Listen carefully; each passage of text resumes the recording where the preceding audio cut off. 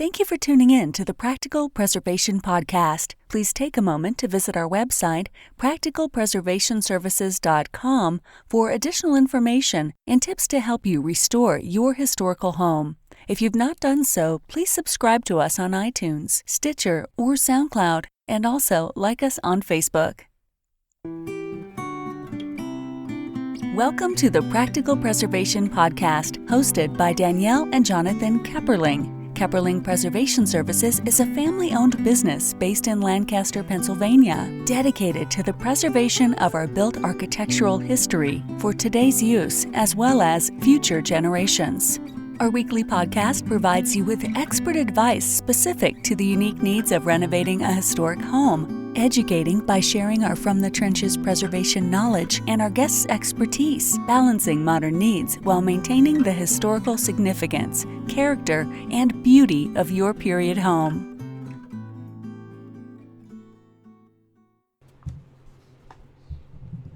Sharon Hanby Roby has been an interior designer and a member of the American Society of Interior Designers, ASID, for more than 40 years. She works on projects in many fields, including residential, hospitality, and healthcare, and is a regular speaker for business and women's organizations. She also continues to write for many magazines and web publications, and she is also a regular interviewee on radio. Since 2003, Sharon has been the resident home decor expert for QVC Inc., showcasing the latest in interior design and home fashion to millions of television viewers. In March 2019, Sharon launched her own brand of home furnishings, Home by SHR, on the QVC television network. It was very well received and will be expanding in 2020 with accessory and lighting, in addition to bedding and area rugs. From January 2000 to 2005, the Wallpaper Council selected Sharon as the wallpaper industry spokesperson. She used her professional expertise and knowledge as an interior designer and decorating expert to deliver important messages about wallpaper to consumers nationwide. Sharon was the host of Scripps DIY Network's Ask DIY show and has been featured on The Today Show, Later Today, QVC Inc., Shopping Network, PBS's Handyman, HGTV's Mission Organization, Decorating with Style, Interiors by Design, Smart Solutions, Discovery Channel's Home Matters, Interior Motives, as well as The Maury Povich Show and The Gayle King Show. Sharon is also a best-selling author.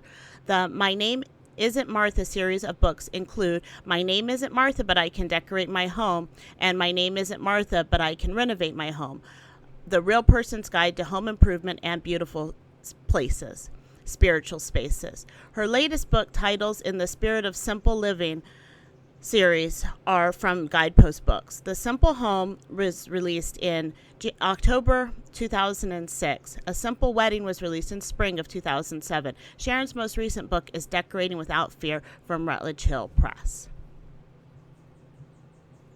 Sharon, thank you for agreeing to join the Practical Preservation Podcast. I read an article that you were featured in the Lancaster newspapers where you're talking about your color consulting, and I was curious about that, and then I found out you do all this other work too. I've been around a long time. I had enough time to do a lot of things within the same field. It's been great. Yes. So how did you begin your business? Well, I knew at 7 I wanted to be an interior designer. It was just my mother was the youngest student ever accepted to the Cleveland Institute of Art. So I came by the artistic ability naturally. Yes. And I was literally wallpapering my bedroom at 13, and it just became a natural, automatic passion for me that just led to a whole life career. Yes. Did you have formal training or? I did. Okay. I started out as a chemical engineer because I was good at math and science, and back in the 70s they were pushing women into STEM classes. Mm-hmm. Came out with a degree in chemical engineering, did that for 5 years, hated every minute of it, went back to school and got my degree in design. Okay, very good. Yeah, I do think that engineers do think very differently typically than artistic people. So yes. I can see why that would be hard. It was very hard. I had a very confused brain. So was there something in particular, I know you talked about your mom, being artistic. Was there something in particular that led you to interior design and the color consulting? Well, interior design is what I've done since 1974, and then my life is, I've been blessed. I've been able to do so many things within the field, and in the last 10 years, my life has been so busy that I had to start limiting the full design projects that I took on. And so that led to the color consulting being one of my primary things. And it's simpler, it's not as involved as taking on a whole project, and that way I get to pick and choose the big projects that I want to work on. That makes sense to me. That from a practicality standpoint, especially since you're so busy with all the other things that you do that reach more people than on one-on-one projects. Correct. So you chose to work on or to focus on the color consulting because of your scheduling. Was there something that drew you to that rather than other options? I'm one of those weird people who has an extra cone in my eye, so I see colors more than most people. So I'm particularly sensitive to color, and I realized how important it was to our lives. And one of the things is it's the second strongest emotional trigger. So it's so important in our lives, and so it became something that it's not just because I love it, but it's a necessity. Yes. I actually, when you said that you had an extra cone, I heard Sunday afternoons I'm cleaning the kitchen, and I listened to the radio, and they had a whole program about people that can differentiate very small shades. Exactly. And so you are one of those people. I am. And I noticed, I spent some time on your website, and I noticed that you have the simplicity theme. Is it hard then when you have clients that are less simplicity focused, or do you just realize you're not a good fit early on in the process? Actually, because I've never been a cookie cutter designer. I never specialized in one design. Some do, I know that, and they stay with that.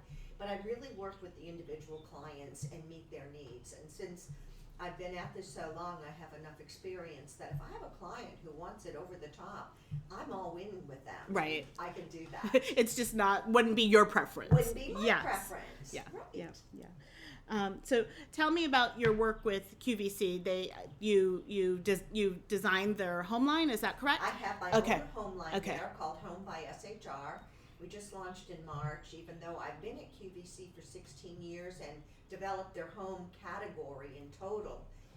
Now they came to me this past a year ago and asked me to create my own brand, and that's been very exciting, and I'm having a whole new adventure with it. I was just in New York last week finalizing designs for next year, and it's like I just love adventures, and I've been fortunate to have many, and this is my latest. Yes, that sounds exciting. What types of things are in your category, or not category? Your brand, is that how you would say it? Okay. So when QVC came to me, they said we want something that doesn't compete with anybody else's brand here. And because you know the industry so well, we want you to come up with something that you think is going to be the best fit for QVC. Well, of course, since transitional design is probably the biggest design trend, if you want to call it a trend, very few people design in one specific area anymore. So what I've created is a transitional design style that will work in most homes.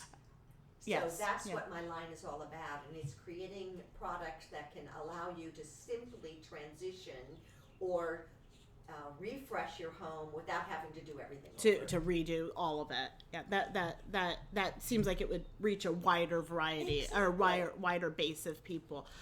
Then you were talking about you went to New York and you've set up your. Do you have any like previews of the trends for next year, or is it top secret? Well, it's a little bit secret, but not totally top secret. Obviously, one of the trends we're seeing is we're moving back towards the 70s, and so the color range, like the oranges, and the golds and the greens, and so that'll be represented in the line. Yes. Okay, and when I read the "My Name Isn't Martha" that title, I was like, I know exactly what she means, and it made me giggle. I'm so glad. I know that's the whole. Yes. So tell me about the book series and like what your goal was with. I feel like your style and correct me if I'm wrong, but your style and your brand is trying to make this accessible to people. Exactly. And that's what I felt when I read, you know, so glad, because that's my whole yeah. goal, is that to make people realize you can do this. You don't have to be Martha Stewart to have a beautiful home. And my goal is educating you through a process that will help you to do what's important to you in your home. Yes. Yourself. Yeah. And I know was it 16 or 17 books? 17 books you've written. Oh, that's impressive. We have one, and that's a lot of work. So I can't imagine. I mean, the process, I'm sure, doesn't get easier. You just duplicate it every time. Yeah, at one point I had contracts to write 3 books with 3 different publishers, and that was a challenging time, trying to keep everything straight in my head and stay focused Yes. on the right topic for each book. And so I fortunately have a dear friend who became my full-time associate, and she helped keep the research all organized on the floor and Yes. kept me in line. I think everybody needs that person. My mom always said everybody needs a wife. I agree with her.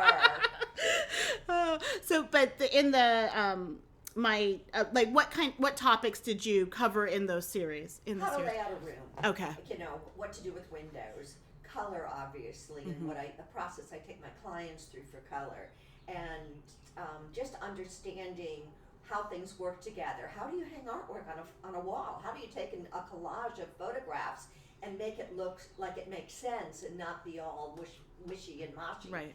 So I took them literally through every topic within a home, and I've done the same thing with my latest book, Decorating Without Fear.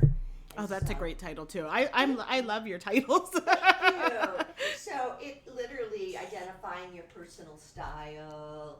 It's taking you through the process that I would take you through, but allowing you to do it for yourself. That's great. Okay, so I know that you said you've been at this a long time. I have. I appreciate you sharing your knowledge and putting it into the books and into ways that people can reach you even if they can't work with you personally. Are there things that you wish you would have known now, starting out, that you didn't know then? One of the big mistakes I made at one point was trying to make it a bigger business, and I ended up with Townhouse Interiors downtown, and I had 4 designers working for me, and what I realized is I was running a business and not having fun. Yes. They were having all the fun and doing all the design work, and I was worrying about payroll. Yes. And all these, running a business. Yeah. And that's not what I wanted to do. So I did that for about 10 years and realized that was a mistake for me. Yeah. And I think that a lot of business owners go through that, because when my parents retired, Jonathan and I looked at each other and we're like, do we want to keep doing this? This isn't fun. No, it's and not. we're like, we need to figure out how to make this work for us rather than us working for it. Exactly. That's what it's all about. Yeah. I'm a creative person. I don't want to be a business person. Right. So as a self-employed person virtually all my life, it's one thing to work for yourself, but it's another thing to have people working for you. Yes, it is. I completely understand that. So would you consider that a major mistake, or would it be not knowing yourself, or just not knowing what it entailed when you got into it? What it all was going to entail when I started. I think that happens. Yeah. And then you find that out, you're going, wait a minute. One day you just go, how did I get here? Right. It just happens. It just keeps snowballing. Does. Yeah. It does. Yeah. Are there mistakes that you see other people, or that you see people make in either color or interior design? I think the biggest mistake people make is not really knowing their own style and following trends. And trends are great, but they're temporary, and we all know that. And so I think that realizing that color, if we talk about that specifically, is the second strongest emotional trigger. And so understanding that your preference for color is going to be affected by your history, your cultural experiences, your ability to see color, and then understanding that each room has a purpose and the color should match that purpose. And when I say that, my kitchen is my energy place. Right. So I have bolder colors, but the palette is the same throughout the house. But my living room, my favorite place is the beach. So my house reflects that Yes. beach theme. Yeah. and those colors, and so it's calming for me because I'm hyperactive. And so I need a home that's going to complement my life and make things easier for me. So really understanding and being able to designate what is the energy purpose of this room, Yes. and then using colors that will be to your advantage in that. Yes. Are there colors that you warn people to kind of avoid putting into their home, or is it more individual and personal? It's so Okay. individual that I can't make that statement. But I can say that if you start with something you love, and this is the key thing for all design. I don't care if it's a scarf, a painting, a rug, a Right. teacup. Yeah. As long as you have something that you love as your starting point, then you're going to love your room. Right. And I agree with that. There's sometimes where our clients will look at me and, they ask me, and sometimes we'll say, typically in that period, this is because we're doing, Correct. You're doing we're historical. doing historical work. But if it's like, it could be either way, I'm like, that's up to you. It's aesthetic. Like at that point, it doesn't matter to me. I don't have to live with it. Yeah, well- And I'm not saying that from a not caring standpoint. I'm No. saying that you need to really like it because, Exactly. Like I know gray has been trending for the last 10 years. If you put me in a gray room, I'm depressed. Yeah. I can't function with gray. It's too drab for me. It's too depressing for me. But obviously it works for a lot of people. Right. And that's wonderful. It's a great neutral. It's a great background for other people. Right. Yeah. Right. Yeah. So I understand what you mean. So do you have any advice or tips that you'd like to that you have for our listeners? Any words of wisdom? Basically, it is realizing that every person in the family is going to have a different palette, and that the key is to find 3 main colors for the whole home, and then you can have several secondary or tertiary colors to complement. But for whomever the room is most important is the person who gets to choose the final colors. So if your husband wants to cook, that would be great. Give him colors he loves, Right. so he likes being in the kitchen.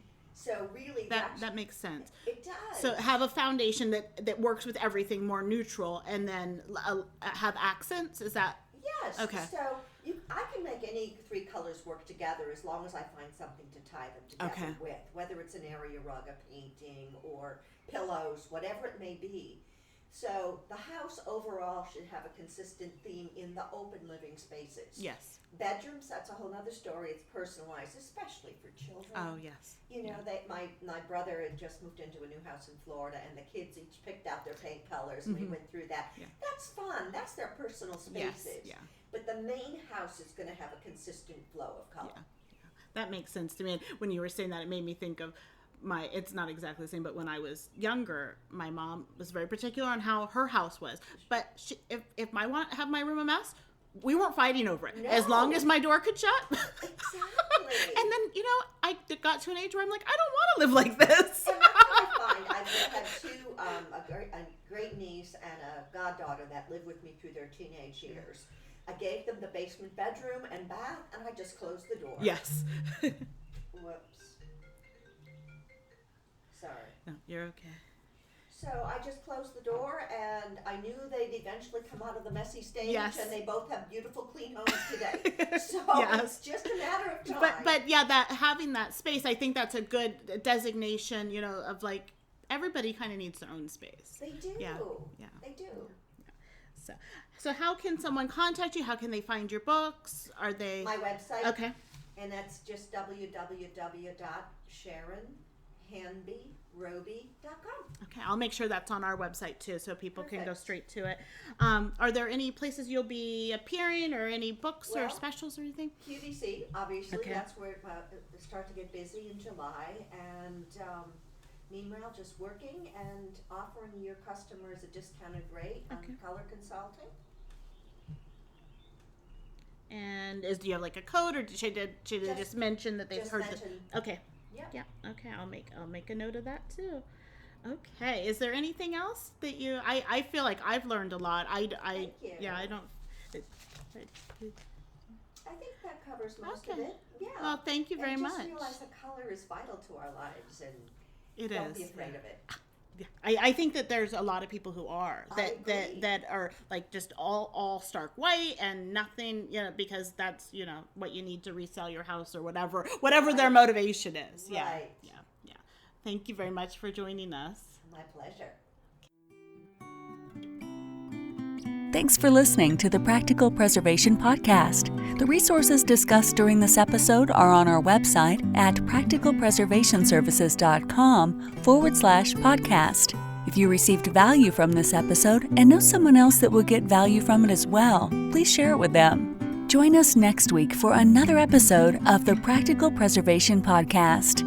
For more information on restoring your historic home, visit practicalpreservationservices.com.